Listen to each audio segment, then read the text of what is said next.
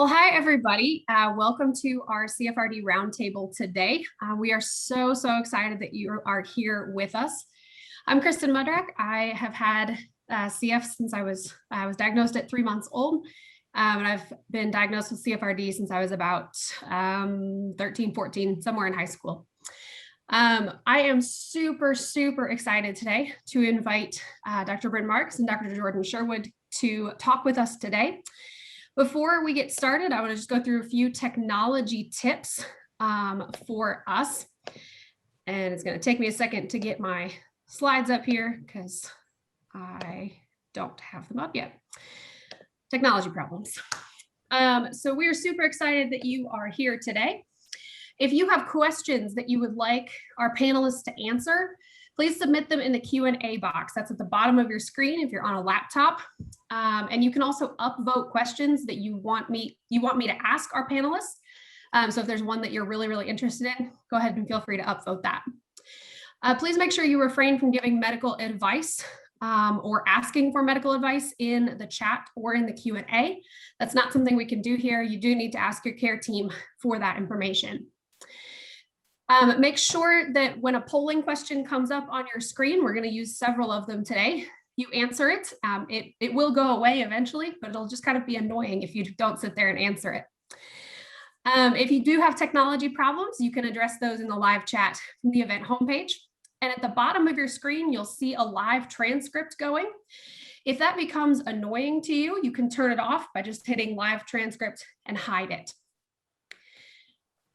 Dr. Brynn Marks and Dr. Jordan Sherwood are here with us today, and I'm going to invite them to go ahead and introduce themselves, and then we'll go ahead and get started with some of our questions today. So Brynn, why don't you start us off? Great. Thanks so much for getting us started, Kristen. As you said, my name is Brynn Marks. I'm a pediatric endocrinologist at Children's National Hospital in Washington, D.C. I work very closely with our pulmonology team in managing people with CF and CFRD, along with all the other endocrine complications. And I'm very fortunate to have the connection to the CF Foundation through the Envision grant. Jordan? Awesome, thanks. I'm Jordan Sherwood. I'm a pediatric endocrinologist at Massachusetts General Hospital in Boston, and participate in research looking at diabetes technology and automated insulin delivery. And I also work closely with the CF team at MGH. Thank you guys both for being so much here today. Brynn, you mentioned the Envision program. I'm not sure most of us are familiar with that. Can you tell us a little bit about that and why you got involved with it? Absolutely. So the CF Foundation has recognized that as people with CF are living longer and longer, we're starting to see more and more complications of CF that we weren't picking up before. So as people survive, we're seeing more endocrine-related issues, and that gets at anything hormonal. So CFRD being one of the most common non-pulmonary manifestation of CF. But there's also bone disease. We can also see problems with adrenal insufficiency, growth, puberty. And the foundation has recognized the need for doctors to support patients that are struggling with these things. And so they've put together a group of people around the country, including myself and Jordan, who get together for monthly meetings to learn about these topics so that we can provide better clinical care and then also to support research in these areas. That's fantastic. I'm so glad to hear that that's something that we're doing and something that you guys are both a part of. So today, we're going to start with a poll question. So that's going to show up on your screen here in a second. What brings you to today's session? Do you have CFRD? Are you interested in it? We are looking forward to any and all answers. And if your answer doesn't appear on this screen, I'm very sorry. We tried to capture a lot here, but I'll give you just a couple more seconds to answer that one.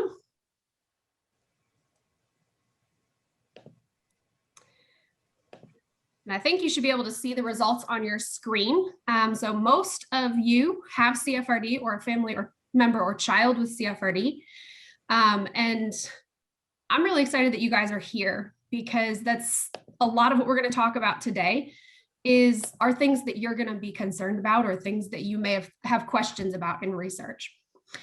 So we're going to talk a little bit today about diagnosis and risk factors, a little bit about lifestyle and disease management, some of the technologies that have become available to CFRD patients, and then we'll kind of finish up with modulators and what that's done for the CFRD community at this point. So let's start off with just kind of some general diagnostic criteria for CFRD. And how do those criteria play out in patients and in testing? Sure. So I will kick it off with the most common one that I would bet most people here are familiar with, that being the oral glucose tolerance test. That's something that we start doing routinely beginning at 10 years of age, although there are some centers where they recommend doing it a little bit sooner.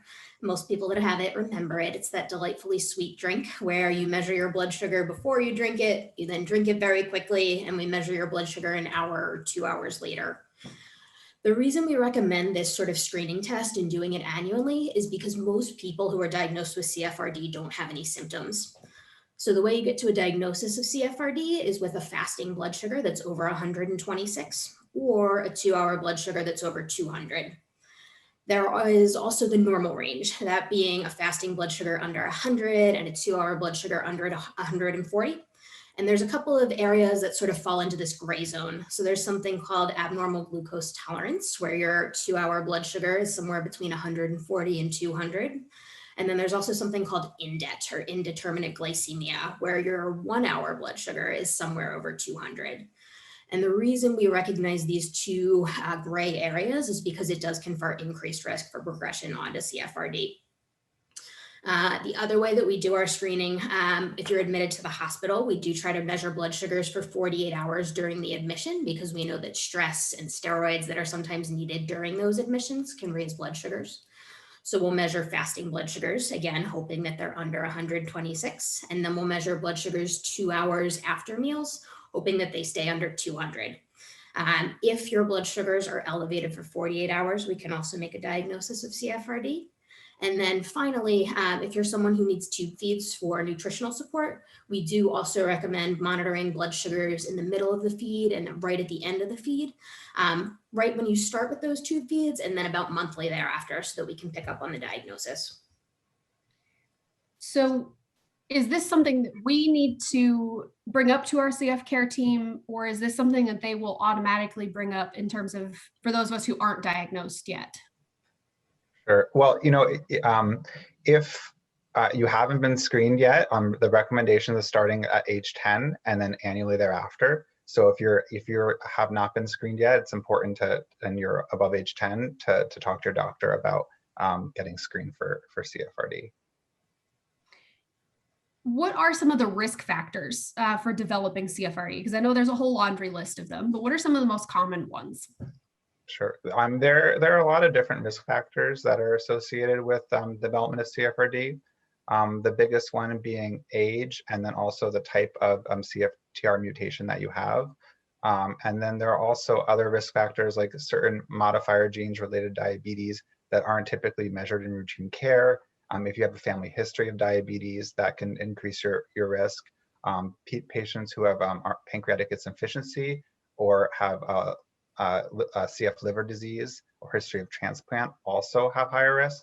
And if you're on certain medications for long periods of time, like corticosteroids, can increase your risk. And a lot of those risk factors are we call non-modifiable. Unfortunately, you can't change your age or genetics, and those are the strongest risk factors. I know some of us wish we could change our age, but I don't think that's the way life works. In terms of, we can't change those risk factors, right? So as a person with CF, are there tangible ways that we can prevent CFRD? Definitely important to touch on the things that you can address and can do. So the two biggest things that you can really think about there are diet and exercise. So in terms of diet, foods that are high in sugar, particularly simple sugars, so things that are white flours, white sugars that get absorbed very quickly and tend to spike your blood sugar quickly. Some of the biggest offenders there are really being juices and sodas. We try to steer people away from those. And then the other thing, good for CF, good for everyone in general, is exercise and staying active, because your body's more sensitive to the insulin that you make when you're active. In terms of diagnosis, we're getting a few questions in terms of what else we can do and some that were pre-submitted as well. So I'll kind of try to put those together. So what advances in CFRD diagnostic testing are being utilized? The oral glucose tolerance test is very antiquated and not very accurate for some of us. And have there been any discussions about using the Dexcom, a CGM, to monitor patients for 10 days in real life as a screening instead of using the oral glucose tolerance test, for example? Sure. Well, right now, unfortunately, the oral glucose tolerance test is really the only recommended screening. It's cumbersome, it's time consuming, and it's, involves multiple blood draws. It's not really fun to do. It's also gross. Yeah, yes, definitely. And one-time blood tests like hemoglobin A1C, which measure a marker of blood sugar over time, can be useful, but they're not really reliable. So an elevated A1C can definitely make the diagnosis of diabetes, but it doesn't actually rule out diabetes if it's normal, as it often tends to underestimate blood sugars in patients with CF. And there was actually a large study several years ago that looked over 200 patients with CFRD that were diagnosed with the glucose tolerance test, and only about 16% of those patients actually had an elevated A1C at the time of diagnosis. So most patients, if you relied on the A1C, you would have missed the diagnosis. And also in that study, most patients are not symptomatic from those high blood sugars at the time of diagnosis. So it's really important to do the screening in order to pick up the diagnosis. Brynn, do you want to talk a little bit about the use of the CGM? Because I know that's something you've been working on. Absolutely. I think everyone is eager to see what we can do with these tools. So let me first explain a little bit about CGM and what exactly it is in case anyone's not familiar. This is a wearable technology. It's pretty small. I liken it to the size of about half of my pinky. And it sits on top of your skin. It's essentially like a sticker. And then there's just a little tiny sensor that goes under the skin and automatically measures blood sugar values every 5 minutes all day long. And there's actually some existing data where people have tried to look at this. What happens when a person with CF is wearing a CGM, and might we actually detect blood sugar abnormalities before they fail an oral glucose tolerance test or before they're having issues? The data is exciting, and we're seeing that we are able to detect blood sugar abnormalities before there are issues with the oral glucose tolerance test. But the problem is we don't quite have enough to make a diagnosis of CFRD based on CGM data. So one of the studies that I'm very excited to start working on in the very near future is sort of COVID oriented, actually. So at our center, and I think at many centers, people are struggling to get in for routine testing. They've been doing a good job of quarantining and avoiding people. So I'm actually partnering with a group out of England. They have a home oral glucose tolerance test where they've actually developed a way that you can use finger stick blood sugar measurements. And they have found that it's accurate enough to make a diagnosis of CFRD. So we're going to test that out paired with a standard oral glucose tolerance test. And then the third thing we're doing there is to ask participants to wear a Dexcom. So we'll see what the Dexcom values actually look like during the oral glucose tolerance test, plus giving people the chance to wear it for the full 10-day period that you can wear it for, and seeing whether awareness of blood sugars and the impact of food, exercises, medications, what that does to attitudes about CF and CFRD. That's awesome. I'm so glad you're doing those studies, Brynn. It's exciting to see what things might be coming in the future. As Allie pulls up our next poll question, so if you do have CFRD or have a family member with CFRD, how long have you had it? Jordan, can you talk at all about what the progression of CFRD does in terms of lung function and overall health in CF? Sure. So when you get CFRD, it involves sort of progressive damage and loss of the pancreatic beta cells that produce insulin over time. And insulin is an anabolic hormone, which is not only important to maintain your blood sugar, but also important for protein and muscle synthesis. And when you develop CFRD and lose that insulin over time, it's also associated with loss in weight, decline in pulmonary functions, and increased risk for pulmonary exacerbations and hospitalizations. And treatment with insulin right now is only recommended therapy. And we know that actually when you initiate treatment with insulin in patients who are diagnosed with CFRD, they actually have improved outcomes. And then just going back to the screening, I mean, Brynn's research is very exciting, and hopefully that works out and makes screening easier. But it really is important to get the screening done, because the CF actually has the registry, and they looked at data at centers who have high rates of screening for CFRD and at lower rates of screening, and those centers that had higher rates of screening actually picked up 3 times as many cases as those who weren't screening as much. But then if you actually look at the outcomes, the centers with lower screening rates, patients had faster rates of pulmonary decline, and that's maybe due to undiagnosed CFRD. So definitely, getting screened and initiating treatment for CFRD, makes a difference in care. Yeah, I know many people who would agree with that, just anecdotally. It's evident to us. We're going to switch gears just a little bit to management of CFRD. I'm seeing a few questions come through on the Q&A that we'll pull from here in a second. But our next poll question is, what type of treatment are you using to manage your CFRD? Or if you don't have CFRD, what might you use in the future? What's been discussed? Brynn, can you talk a little bit about what the options are for CFRD patients in terms of treatment and what that might look like for a patient on a day-to-day basis? Sure. So at this moment in time, the only recommended treatment for CFRD is insulin. The reason behind that, as Jordan was saying, we know that it has all of these benefits beyond blood sugar control. It's good for weight, it's good for lung function, it's good for avoiding exacerbations, and that's why we stick to it for the time being. The real reason that you need insulin is because the primary issue in CFRD is that you don't produce enough insulin.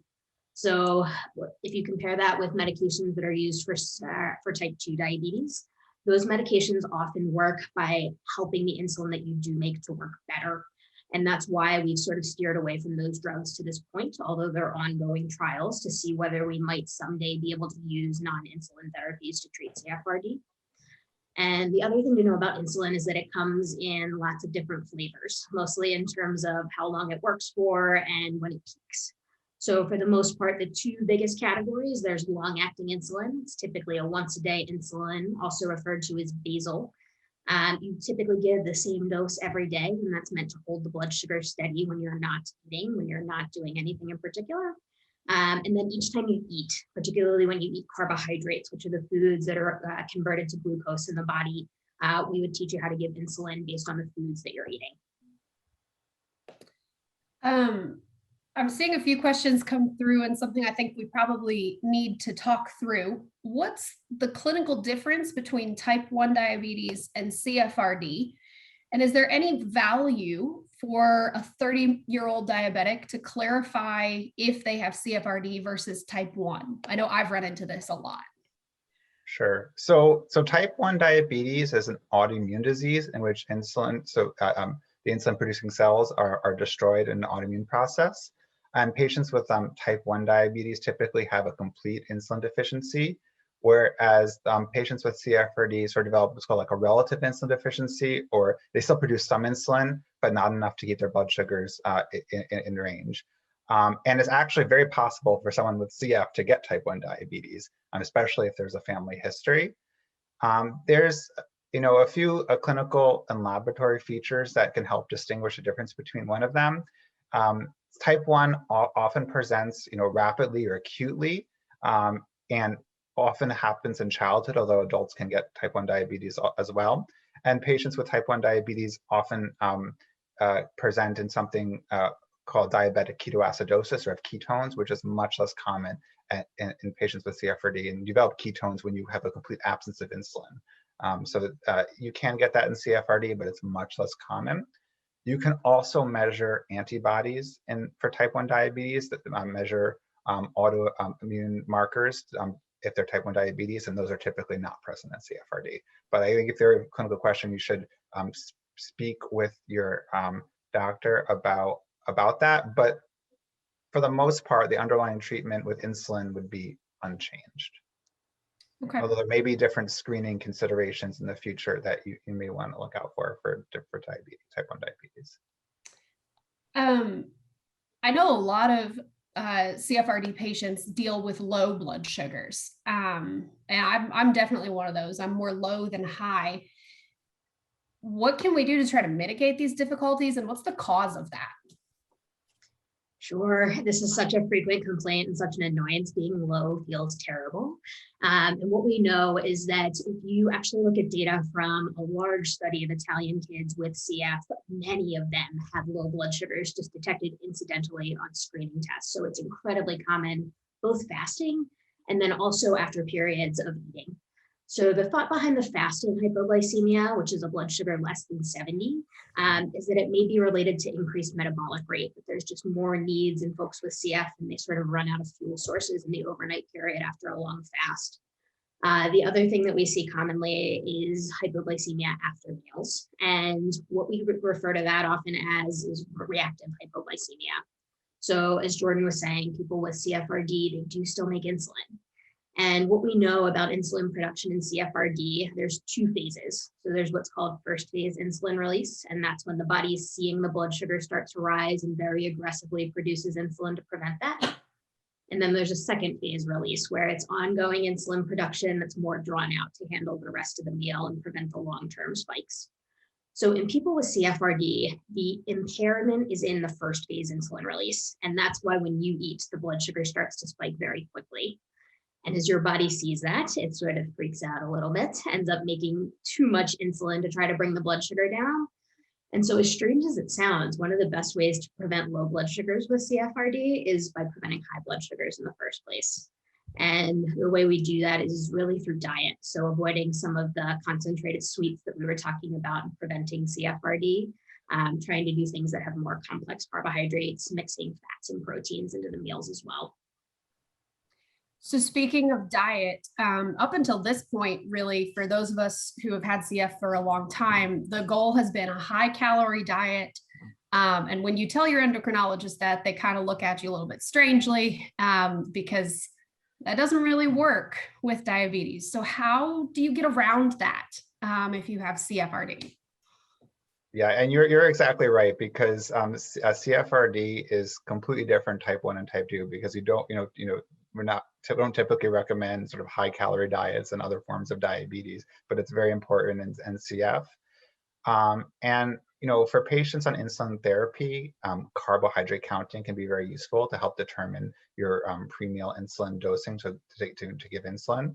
And then avoiding, like Brynn was mentioning before, sort of high glycemic foods or foods high in sugar, like juice and soda or candy or processed food, can be difficult to cover, and generally you should be avoided if you have diabetes. So avoiding those concentrated sweets, and having foods with complex carbohydrates like whole grains. Those are broken down more slowly and absorbed more slowly and don't spike the blood sugar as much, and that may be a good step. And I think always meeting with nutritionists that has expertise in CF and diabetes can be very helpful. In terms of exercise, because that's another thing that does play a factor in this, what role does exercise play in CFRD, and what kinds of things would be really helpful? So what we know about exercise is that it can make you more sensitive to insulin, both in the immediate period when we're being active, and then also in the long run, particularly in the overnight hours if you are an evening exerciser. And the way to think about handling this is really, it boils down to how much insulin is in your body. If it's your body's own insulin, you don't have to worry so much because it's good about shutting off insulin production to prevent low blood sugars. But when you're taking exogenous insulin through injections, you want to try to minimize the amount of insulin that's around to avoid those lows. So thinking about the timing of your exercise, is it immediately before a meal or immediately after a meal? So if you're going to exercise shortly after a meal, you want to give less insulin to cover that meal. If you're exercising and it's been a prolonged time where you haven't had anything to eat, it's actually typically a good idea to have a small snack just to try to prevent the lows while you're being active. And then for people that are particularly active or that struggle with lows overnight after being active, sometimes we can even adjust the overnight insulin doses to try to keep you in better range. And I would say exercise, I would say, everyone, the time being the exercise, everyone's individual and how it affects you. So it's important to look at your own blood sugar trends. And it's also the type of exercise. So whether it's anabolic, like doing muscle or HIIT workout is going to be different than doing cardio and running or walking for a longer period of time. And exercise is one of the best things you can do for your blood sugars, but also just more broadly speaking, we know that it has huge benefits from a pulmonary standpoint, helping slow the rate of decline of pulmonary function and clearing mucus from the lungs. So just generally a good idea for even if you don't have CF, you do have CF, exercise is one of the best things you can do for your health. The other thing, that's what none of us want to hear, but it is very, very helpful. I'm sorry, Brynn, I cut you off. No, I was just going to add with exercise, I even have a few kids who are competitive athletes, and they find that exercise for practice, they tend on the lower side. Whereas when they're going into a game, they actually get a bit of an adrenaline surge, and that can raise blood sugars. So like Jordan was saying, everybody's different. Every situation's different. Yeah. And one thing also helpful in hypoglycemia and exercise, we talked a little about this, is continuous glucose monitoring, because you can actually get real-time alerts of your blood sugar and look at trends and see how they're doing, and get alerts when you're low, and even get alerts if your blood sugar is trending down and going low, so you can intervene before you actually have a low blood sugar. So CGM is also helpful for managing your blood sugar and diabetes in general, and specifically in exercise. We're getting a few questions on A1C levels not being accurate. And I know this is something we've talked about a little bit in our preparation for this. How common is it for A1C levels to not be accurate in CFRD? And what causes that to be the case? Been some varying findings in research studies. Some studies have suggested that the A1C can be falsely low, and others find that it can be more accurate. And some of the differences are thought to be related to inflammation. So if you have systemic inflammation, you tend to have a falsely low A1C. So that's definitely one factor. And then the other thing that we see particularly early in CFRD is that your fasting blood sugar is normal. And the only time we see high blood sugars is shortly after a meal. So your blood sugar may be rising significantly after you eat, but because the A1C is capturing an average blood sugar over about 2 to 3 months, you can kind of lose that in the average blood sugar, even if there are significant abnormalities. We're getting some questions on high and low blood sugar too. And I apologize, guys, my Dexcom's going to go off here in a few minutes because it's going a little low.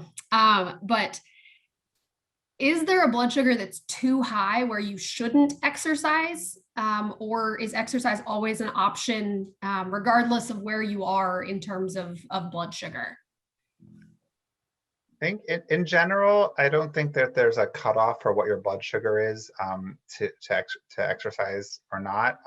If you do tend to develop ketones, I would check for ketones, and that's something you can talk to your doctor about if that's something that you've been trained in, and deal with that before exercise.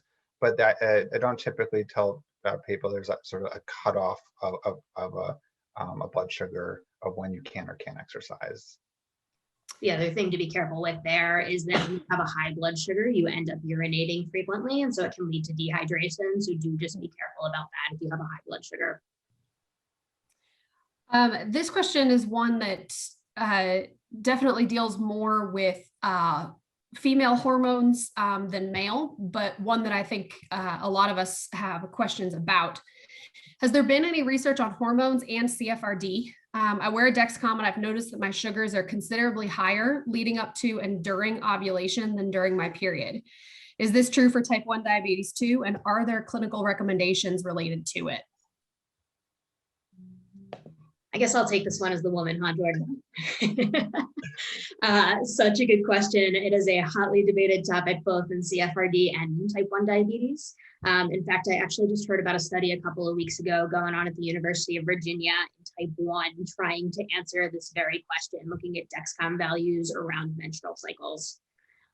Generally speaking, there can be a significant amount of variation from one person to the next. The way that I typically like to think about this, hopefully folks have heard of something called gestational diabetes, wherein pregnant women can have high blood sugars while they're pregnant. And the hormone that's thought to cause that is progesterone. So progesterone is a hormone that stabilizes blood sugars. And right when menstruation starts, the progesterone levels typically start to fall, whereas the progesterone levels are highest in the week or two before a menstrual cycle begins. So with that, if you think about it in that sense, that's typically the time period where people are seeing more insulin resistance, higher blood sugars, need for higher insulin doses. I know that for those of us with CFRD, sometimes it can feel like this is just another thing we have to manage. And I'm seeing a few things come through in the chat about kind of fatigue from these, particularly the Dexcom beeps. What can we do about that? And or is there anything we can do about that? So I think alarm fatigue is something that is very common because you don't want, device beeping at you all the time. That can be very frustrating. So what I recommend to my patients and talk to your care team about that is really setting alerts that are meaningful to you and alerts that are actionable, because some people want to get alert at a certain value and they'll do something and others don't. So I think just setting alerts that are meaningful, because all these alerts can be modified except for the urgent low, which I would not recommend to turn off. That's for hypoglycemia, but all the other alerts are adjustable. So I think speaking with your care team and setting alerts that make sense to you in your life so that you actually would respond and do something and they're meaningful when you get them. The latest generation of the Dexcom also allows you to set customized alerts at different times of day and night. So a lot of people may be a little bit more alarm hesitant during the day at work or at school, whereas they want to know more so when they're home, and it's wonderful that you can really customize things. Yeah. Speaking of technology, Allie's got our next poll question for us. Do you use a continuous glucose monitor? While we're pulling that one up, I do use one. I've been using one for the last few years.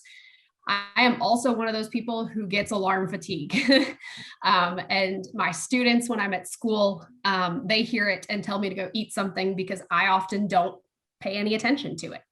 And it's very helpful, but also very annoying at the same time. So how common is the use of CGMs in the CF community? And we have a few people who have never heard of them. So how common is that? And why do we use them so much if it is that common? Sure. So it's something that's still evolving. It's a new area and a new technology that's being applied. But I actually had the good fortune to conduct a survey with the CF Community Voice Group. And Andy Kelly, who is kindly taking all of our questions here, was helpful in that, along with some other folks at MGH and CHOP. And so we asked a group, we got over 100 responses, and we actually found 75% of those who had CFRD were using a CGM. Dexcom was the most commonly used one. And when you compare this to type 1 diabetes, the oldest data nationwide, it's now about 3 years old, 2-3 years old. And at that point in time, in terms of the type 1 diabetes community, only about 30% of people were using CGM. When you look more recently, those are more informal polls among folks that I know at different centers. I would say the rates are approaching 60 to 70%. And obviously the folks in Community Voice, as wonderful as they are, they may not be representative of the CF community as a whole. So it's hard to say whether CGM use is more or less common than in type 1 diabetes, but suffice to say, it seems like it is pretty widely used and known. Jordan, I know you have been working on the bionic pancreas, and we got some questions about that on Thursday. Can you talk a little bit more about that and some of the exciting stuff that might be happening with it? Great, yeah, definitely. So the bionic pancreas is what's called an automated glucose delivery system, or a closed loop system that uses real-time CGM glucose input to automatically adjust insulin delivery based on algorithms. Currently, this is an investigational device and it's not FDA approved. We have ongoing studies in type 1 diabetes and now also in CFRD. And there are some automated insulin delivery systems that are available, but the bionic pancreas has some pretty, I think, unique features. It's initialized only with your body weight, and the algorithms then adapt to individual insulin needs over time. based on blood sugar trends. So there's no information about your current insulin regimen or dosing or anything like that. It's just your body weight, and then the sort of system learns your insulin needs over time. The bionic pancreas also eliminates the need for carbohydrate counting. So instead, the system allows you to do what's called a meal announcement. So you enter you're eating a typical meal, a small meal, or a large meal for breakfast, lunch, and dinner, and it will give you an upfront bolus that's estimated to cover most of the carbs in the meal. And the meal bolus will actually adapt over time for each individual user to know what's typical for them or more than typical based on their meal size. And then also we've studied the system at what's called we call bihormonal configuration. So it delivers insulin and then also glucagon. So glucagon is a counter-regulatory hormone that's made naturally that raises the blood sugar. So we can give this via a pump also in microdoses to help either prevent a low blood sugar or to treat a low blood sugar if it's already occurred. So that may allow for actually even tighter blood sugar control and lower rates of hypoglycemia. And I think the really exciting thing in CF that may have many advantages because it really adapts and takes, hopefully will take the burden away. So there could be, we talked about fluctuation of blood sugar like for menses, but also like times of illness, and if you're on medication, we all know that can change your insulin needs. So in theory, the algorithms would automatically be able to adjust up and down based on your blood sugar trends. And then just in terms of eliminating carb counting, we know it's super labor intensive to think about everything you eat and the carbs you're eating, but just by entering the meal announcement to have to count will hopefully help people help improve their life and decrease some burden.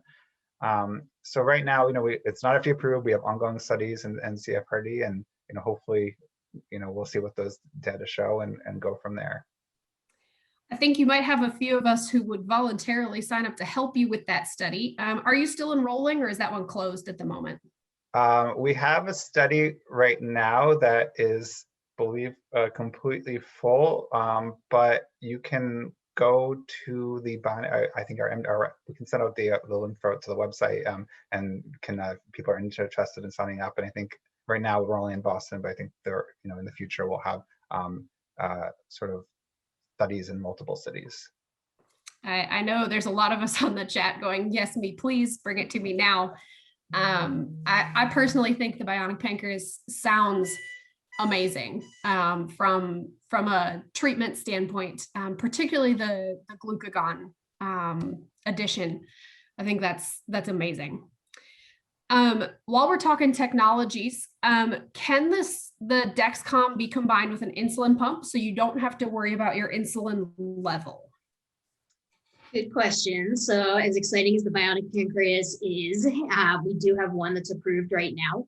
The only pump on the market that currently integrates the Dexcom values into insulin delivery is something called the Tandem t:slim pump. And what it does is it looks at where your current Dexcom value is and where it's predicted to go in the next 30 minutes. And it can either increase the background or the basal insulin to try to prevent a high, or decrease or suspend the insulin to try to avoid or prevent a low. And then actually, if you get high enough, it will also give you essentially a correction factor the same way that you would do on your own. People are finding this tremendously helpful. There's a group of us actually through the CF Foundation trying to gather some data in terms of what the experience has been in folks with CFRD. All in all, I can tell you the few families that I've worked with so far have been completely in love with it. So very exciting, although that system at the moment does still require carb counting. So not quite as hands-off as Jordan's bionic pancreas. I know the Tandem t:slim pump has a control IQ feature. Can you talk a little bit about that and how that works with CFRD versus other forms of diabetes, or is it useful in CFRD? So apologies, I should have labeled it better. What I was referring to is the control IQ feature. So thank you for clarifying there, Kristen.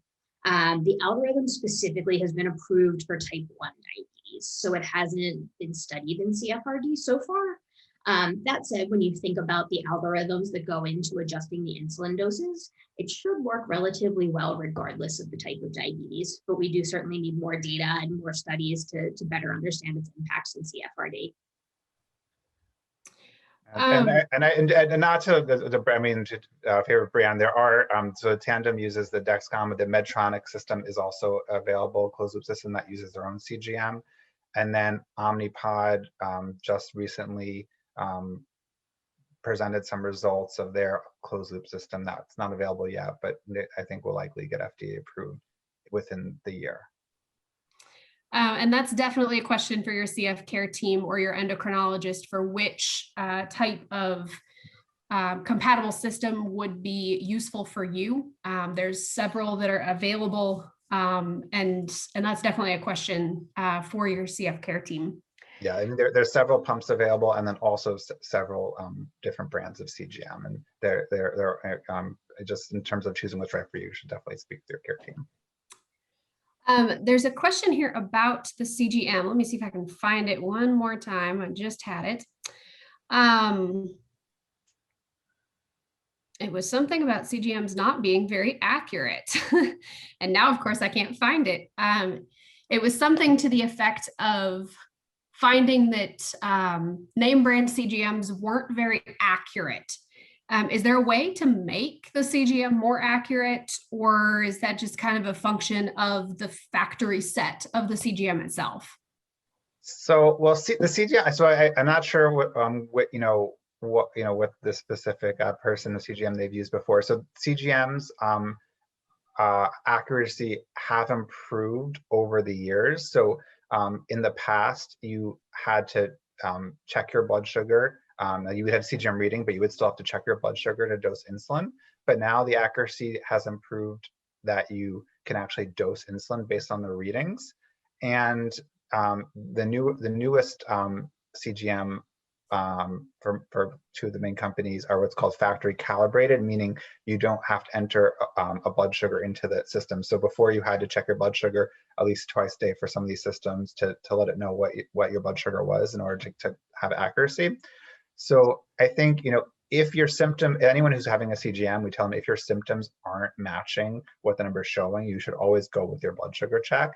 And sometimes, at the higher and lower ends of the spectrum, we know CGMs are not as accurate, and there is inherently, we know they're not going to be perfect, but they're in general approved for insulin dosing.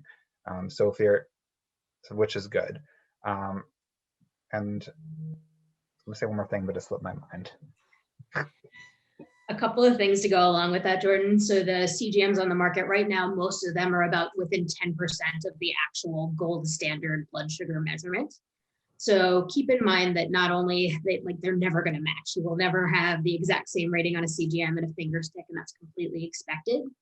And then also there's a concept of lag time. So because the CGM measures blood sugars in something called the interstitial fluid, it's essentially around your cells, as compared to a finger stick, which is actually measuring the blood sugar. The CGM is typically about 15 minutes behind what's actually happening with your blood sugar. So if you're looking at your CGM and you see a flat trend arrow, the CGM and the finger stick should match pretty closely. But if you see that there are up or down trend arrows on your CGM, we do expect even more of a lag. So we try to avoid doing the calibrations that Jordan was referring to, or even comparing finger sticks during that time. And it's really important to recognize that if you have a down arrow, your blood sugar is falling quickly, you may actually go low before your CGM detects it. So doing a finger stick can be really useful in those circumstances. That's great information.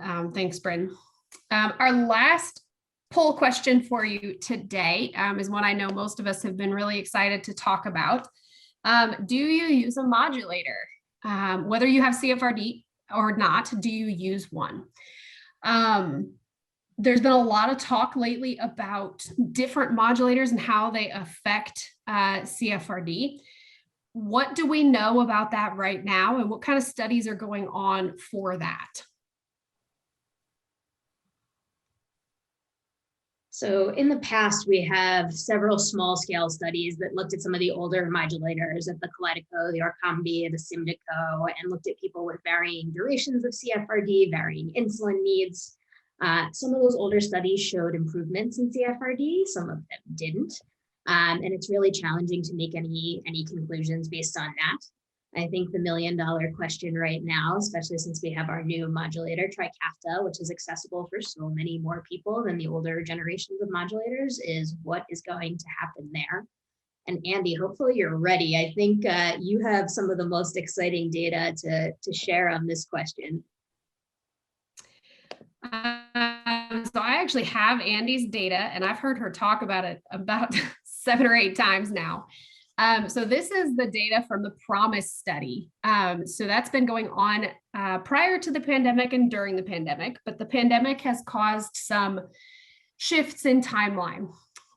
So these are results from an oral glucose tolerance test. I've got to get rid of my people here because I can't see my screen. Of an oral glucose tolerance test for people participating after 12 months in the PROMISE study. So these are people who have been on, these are 9 patients who have been on Trikafta for 12 months. So what you can see in the purple, this kind of purple color here, this was their baseline before they started Trikafta. And the pink color is after 12 months on Trikafta. So what you want to look at is after the 60-minute and the 120-minute time here. So this is, again, an oral glucose tolerance test. So you start with sugar at the beginning and see what happens.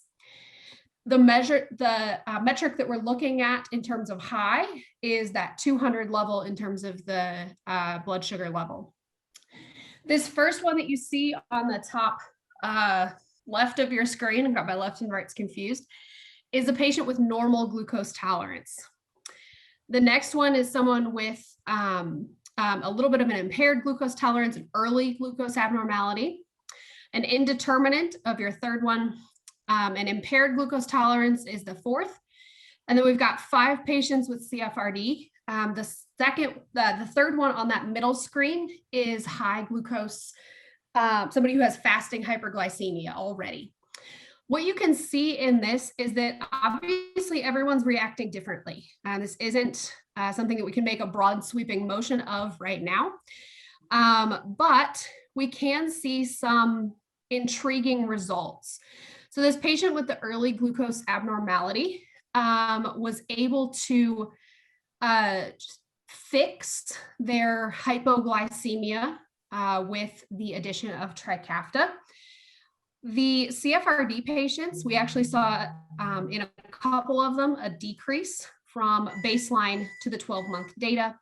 And some of that is significant, but again, this is 9 patients. This is not a large subset of people who have CFRD and who are taking Trikafta. They are looking also at insulin secretion results, but that is not yet available. But again, this is 9 patients, and I can see the chat and the Q&A blowing up as I'm sharing my screen, so I'll get to that in a second. This is 9 people, not everyone. This data is still being collected, and we're super excited about this data, but we do know that all of the modulators are going to react differently with different patients. Let me look at some of these questions here that have been coming up in the chat.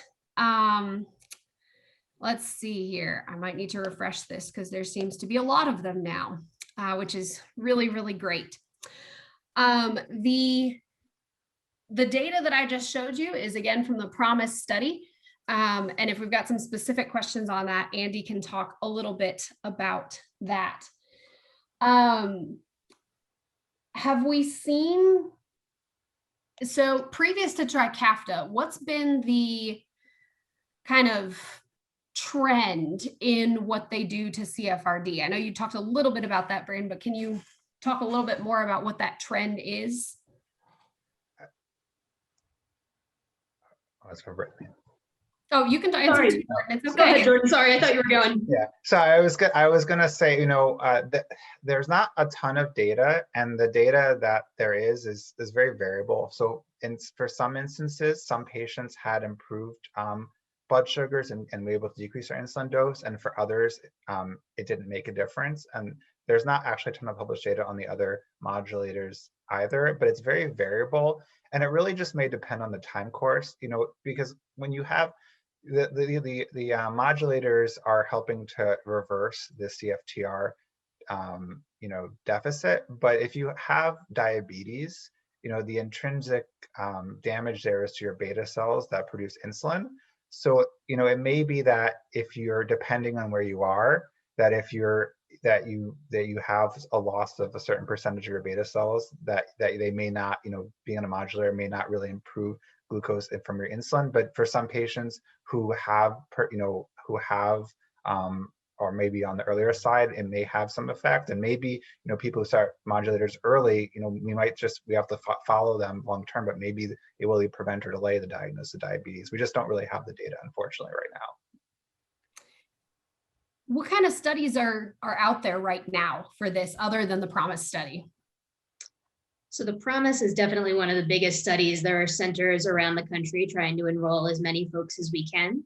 The other arm that's interesting is what's called the BEGIN study. So this is looking at younger kids who were diagnosed and started on Trikafta early, so that we can get at that very question that Jordan was asking: might it prevent the development of CFRD? We've got a little bit of time for some questions, and I've been pulling some from the question and answer as we've gone. But this is one asked by, I believe it's Kaylee.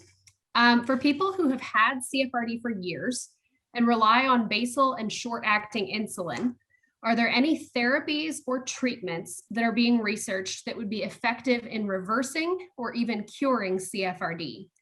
If not reversing, maybe significantly reducing progression. So what do we know about that? As Jordan said, the challenge with CFRD is that it's related to pancreatic damage. And at this point in time, we don't have any way to regenerate those beta cells. Both for type 1 diabetes and also for CFRD, there are some studies going on that are trying to look at how can we regenerate those cells and how can we do it. So I don't have any specific studies to mention for you, but that's kind of the general area that the research is taking.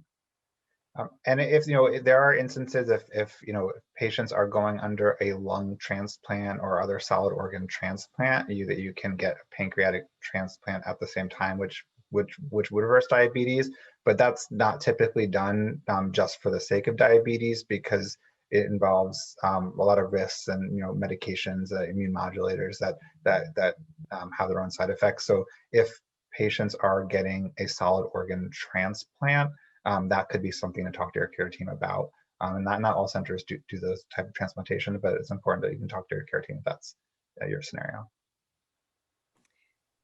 This question is from Steve. They said, it's happened to me a few times where my blood sugar dropped too low and I didn't notice it. I fell asleep. My body fixed itself. Was it progesterone that fixed it even though I'm male? Don't worry, Steve, you're not pregnant. So believe it or not, there are actually several hormones that are involved in correcting blood sugars. One of the biggest ones being cortisol, which is a stress hormone. We also make more growth hormone. We also make more glucagon, and they're all intended to raise the blood sugar when you go low. And what you're referring to, Steve, is something called hypoglycemia unawareness. So if you have low blood sugars over and over and over again, your body stops showing some of the characteristic symptoms. So oftentimes people will get a little sweaty, a little shaky. They might get a little bit confused, and so they typically recognize the symptoms of a low.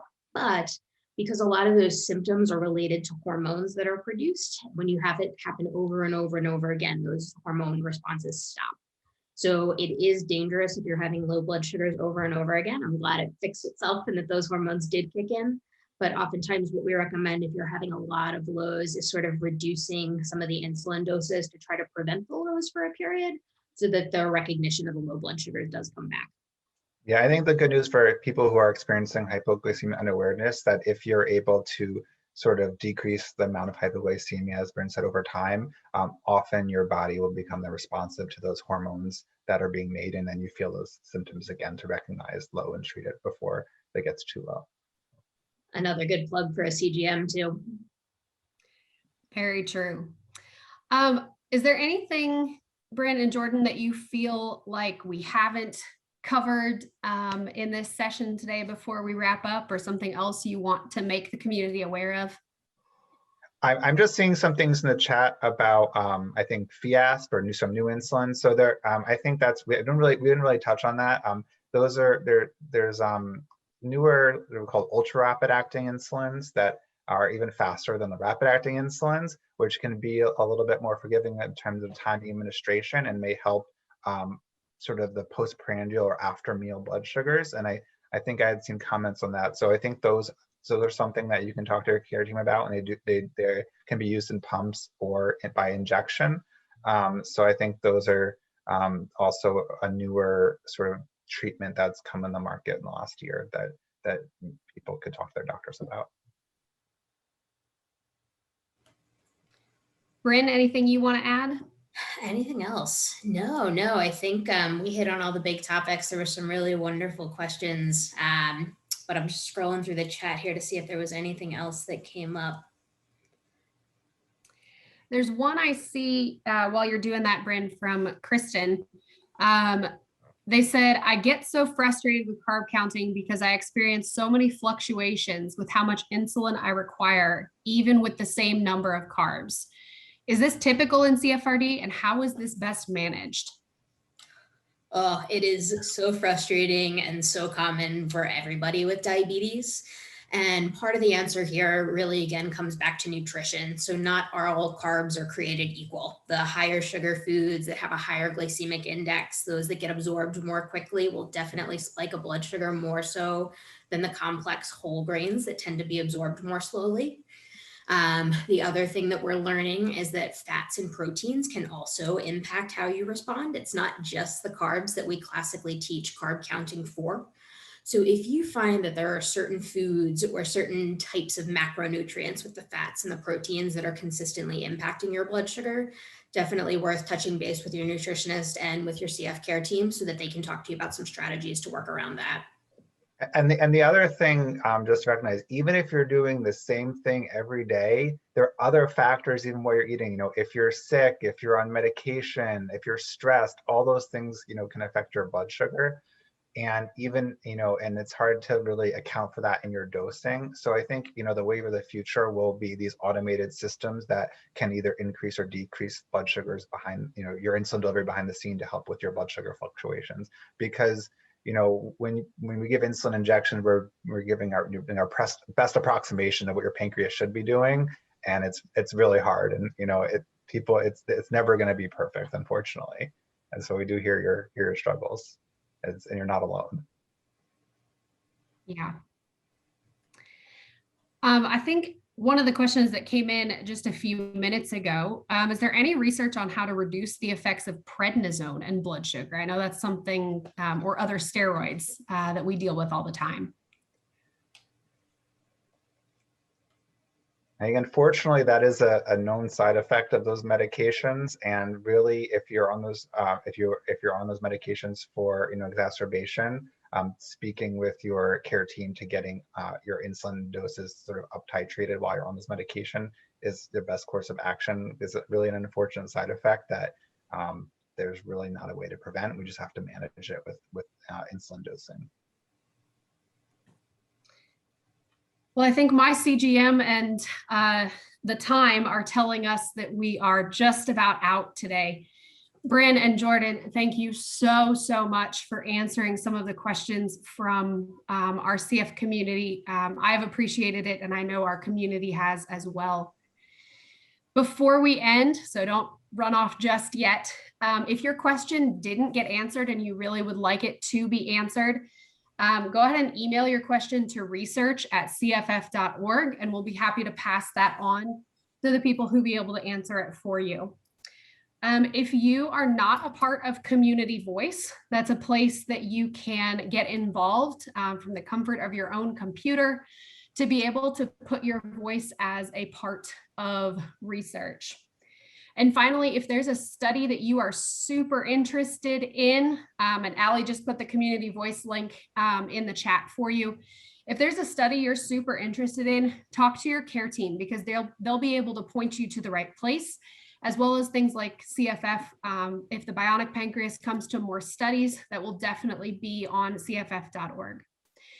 Brynn and Jordan, thank you so much. And thank you to those of you who have been in the session with us. This has been fantastic. And even though we can't see you on the other side of the screen, we're really grateful that you have been here with us today.